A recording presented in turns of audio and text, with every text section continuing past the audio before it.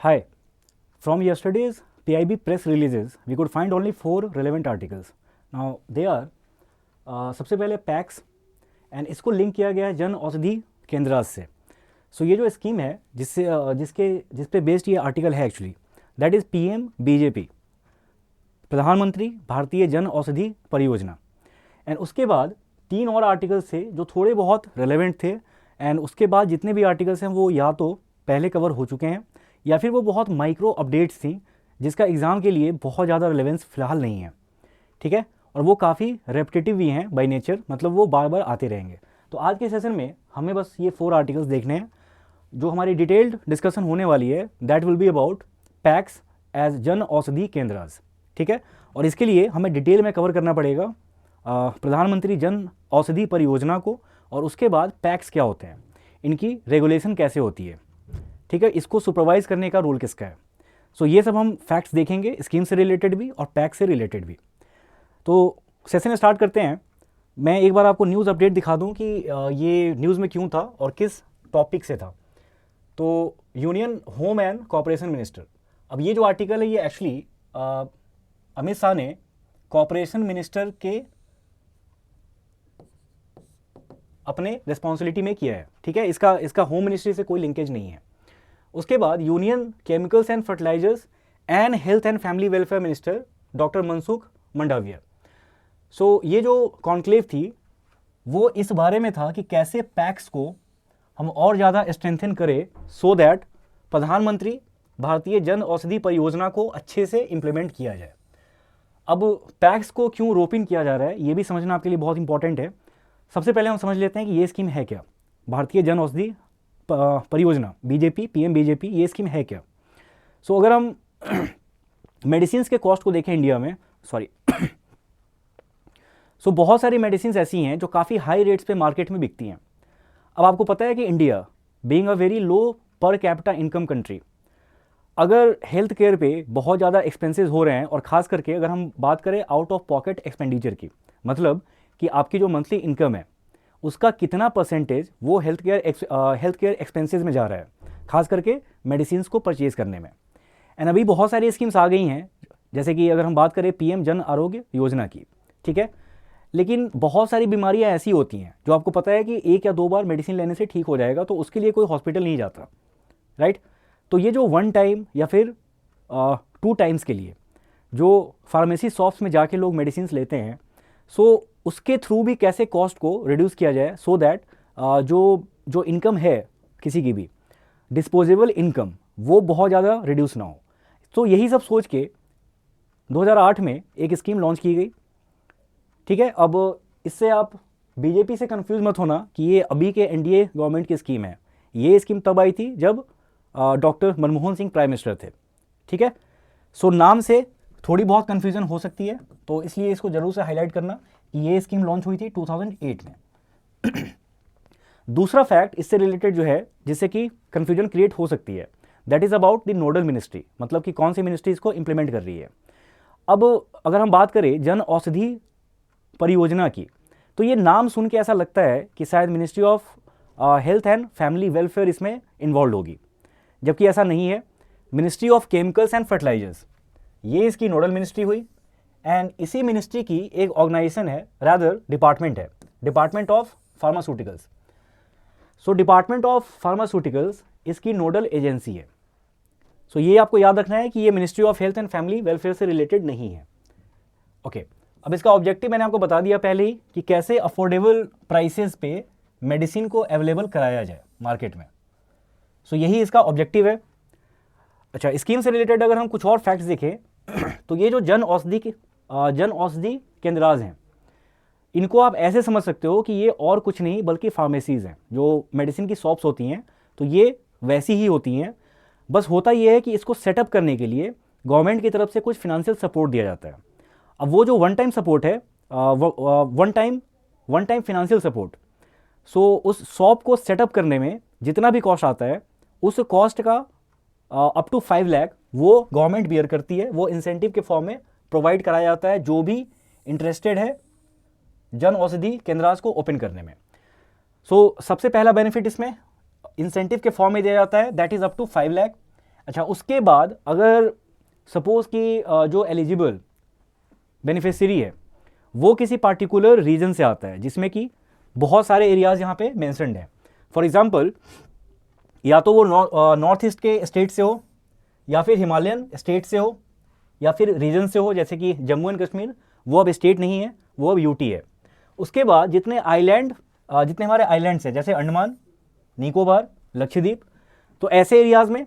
उसके बाद जितने भी एस्पिरेशनल डिस्ट्रिक्ट्स हैं, जो 112 एस्पिरेशनल डिस्ट्रिक्ट्स नीति आयोग ने आइडेंटिफाई किए हैं, सो अगर वहाँ का भी कोई इंटरेस्टेड इंडिविजुअल अगर वो इस स्कीम के लिए अप्लाई करता है, ठीक है, टू सेटअप अ जन औषधि केंद्र, तो उसको अलग से ये जो 5 लाख का अमाउंट है, इसके बाद उसको एडिशनल 2 लाख का अमाउंट दिया जाता है, सो दैट वो अपने जन औषधि केंद्र में आईटी इनेबल्ड सिस्टम्स को इंस्टॉल कर पाए।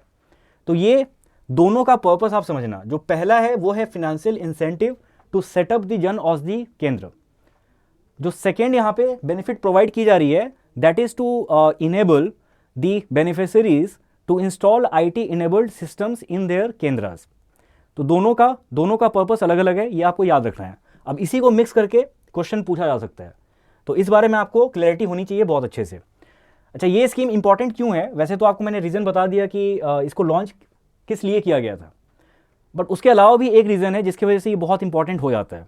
सो आज से कुछ महीने पहले तक जो फैक्ट था वो ये कि इस स्कीम के अंडर टोटल 10,000 ऐसे केंद्राज इस्टेब्लिश किए जाने हैं, और इसकी डेडलाइन थी मार्च 2024। बट हुआ ये कि अपने डेडलाइन से पहले ही इन्होंने अपना टारगेट अचीव कर लिया। मतलब कि 10,000 केंद्राज ऑलरेडी खुल चुके हैं, एंड जो 10,000 जो सेंटर था वो खुला था देवघर में। ठीक है, यहाँ पे आपको दिखेगा कि एम्स देवघर, वहाँ पे इस स्कीम ने अपने टारगेट को कंप्लीट किया है। तो जब भी ऐसा होता है कि टाइम से पहले कोई भी स्कीम अपने डिलीवरेबल्स को अचीव करती है, मीट करती है, तो वो बहुत इंपॉर्टेंट हो जाता है, राइट? तो ये आपको ध्यान रखना है इसका। अच्छा, दूसरा कि जैसे ही ये टारगेट अचीव हुआ, गवर्नमेंट ने एक नया टारगेट बना लिया। तो अब जो लेटेस्ट टारगेट है under this scheme, that is to establish 25,000 Jan Aushadhi केंद्रास by मार्च 2026। तो ये आपको याद होना चाहिए। तो इसकी डेडलाइन और टोटल कितने केंद्राज ओपन होने हैं, ये दोनों आपको याद होना चाहिए। अच्छा, अब अगर आप देखो ऐसे तो 10,000 और 25,000 इनके बीच में गैप काफ़ी ज़्यादा है, एंड टोटल 2 ईयर्स बचे हैं इस टारगेट को अचीव करने के लिए। सो अगर मिनिस्ट्री खुद से चाहे तो हो सकता है कि अचीव हो जाए, बट ये और जल्दी अचीव हो एंड मेक श्योर करने के लिए कि अचीव हो ही जाए हर केस में, उसके लिए बहुत ज़रूरी था कि कुछ एक्सटर्नल स्टेक होल्डर्स को इसका पार्ट बनाया जाए। तो आपने न्यूज़ में कुछ एक बार सुना होगा, आप अगर नेट पे सर्च करो तो आपको मिल जाएगा कि बहुत सारे रेलवे स्टेशंस पे, मतलब प्लेटफॉर्म्स पे जन औषधि केंद्राज ओपन किए जाने हैं। ठीक है, उसके अलावा जिस वजह से ये कल के न्यूज़ में था वो इसलिए कि अब जो हमारे कॉर्पोरेशन मिनिस्टर हैं उन्होंने बोला कि क्योंकि पैक्स उन्हीं के अंडर आता है, मतलब उन्हीं की मिनिस्ट्री हैंडल करती है कोऑपरेटिव से रिलेटेड जितने भी इशूज़ हैं। ठीक है, और कोऑपरेटिव से रिलेटेड जितने भी ऑर्गेनाइजेशंस हैं, जितने भी ऐसे ग्रुपिंग्स होती हैं, तो उन सबको हैंडल करने का काम मिनिस्ट्री ऑफ कोऑपरेशन करती है। तो उन्होंने ये सजेस्ट किया, ना सिर्फ सजेस्ट किया बल्कि उन्होंने ये भी बोला कि हम पैक्स को भी इनेबल करेंगे, उनको भी इनकरेज करेंगे, सो दैट वो भी आगे आएँ और इस स्कीम के टारगेट्स को अचीव करने में हेल्प करें। तो अभी जो उन्होंने बताया है वो ये कि इनिशियल फेज में टोटल 2,000 जन औषधि केंद्राज ओपन होंगे with the help of PACS. अब ये पैक्स क्या है इसके बारे में हम देखेंगे अभी जस्ट, लेकिन इस स्कीम से रिलेटेड जो भी फैक्ट्स हैं, जो इंपॉर्टेंट फैक्ट्स हैं, और ना सिर्फ इंपॉर्टेंट बल्कि एग्जाम में जो फैक्ट्स पूछे जा सकते हैं वो सारे यहाँ पे हैं। तो आपको इतना ही देखना है अभी। अब हम इसके आगे देखते हैं कि पैक्स क्या है। तो पैक्स को समझने के लिए कोई भी कोऑपरेटिव, जैसे कि अगर हम कॉन्सेप्ट वाइज हैं, तो कोऑपरेटिव का जो पूरा आइडिया है वो ये होता है कि एक ऐसा ग्रुप फॉर्म करो जिसके बहुत सारे मेंबर्स हों, वो सारे मेंबर्स कुछ मनी कैपिटल के फॉर्म में कंट्रीब्यूट करें, और ये जो इंटायर कॉर्पस होगा that will be use to provide loans to one of its members, चाहे एक से ज़्यादा भी हो सकते हैं। लेकिन कॉन्सेप्ट यहाँ पे ये है कि जो एंटायर कॉर्पस है जो कि मेंबर्स के थ्रू आया है, उसी को यूज़ किया जाता है कि अगर मान लो कि किसी भी मेंबर को लोन की ज़रूरत होगी तो उसी कॉर्पस से निकाल के पैसे उसको दिए जाएंगे। ठीक है, तो ये होता था कॉन्सेप्ट कोऑपरेटिव्स का। धीरे धीरे टाइम के साथ कोऑपरेटिव्स को रेगुलराइज किया गया, इसको एक हम ऐसा बोल सकते हैं कि कॉन्स्टिट्यूशनल स्टेटस दी गई कि आप कोऑपरेटिव्स फॉर्म करने के लिए फ्री हो, एंड उसको स्टेट फिर रिकग्नाइज भी करती है और स्टेट सपोर्ट भी करती है, और ना सिर्फ स्टेट गवर्नमेंट्स बल्कि गवर्नमेंट ऑफ इंडिया भी सपोर्ट करती है।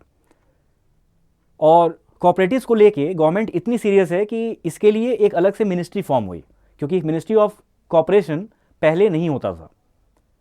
ठीक है, इसको बहुत मुझे लगता है 2021 में फॉर्म किया गया है, ये आप डेटा थोड़ा चेक कर लेना, लेकिन मुझे जहाँ तक याद है 2021 में फॉर्म किया गया है मिनिस्ट्री ऑफ कोऑपरेशन।